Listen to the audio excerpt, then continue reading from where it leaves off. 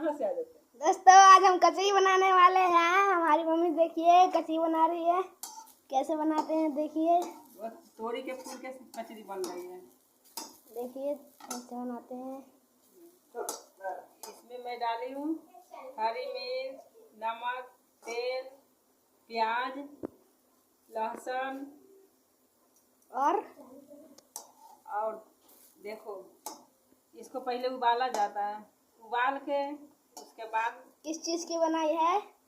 तोरी के फूल की। इसको गांव में लोग घिउरा बोलते हैं, यहाँ तोरी बोला जाता है।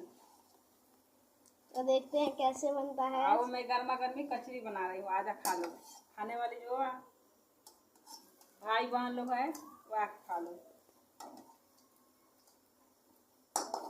खाया है कभी कचरी?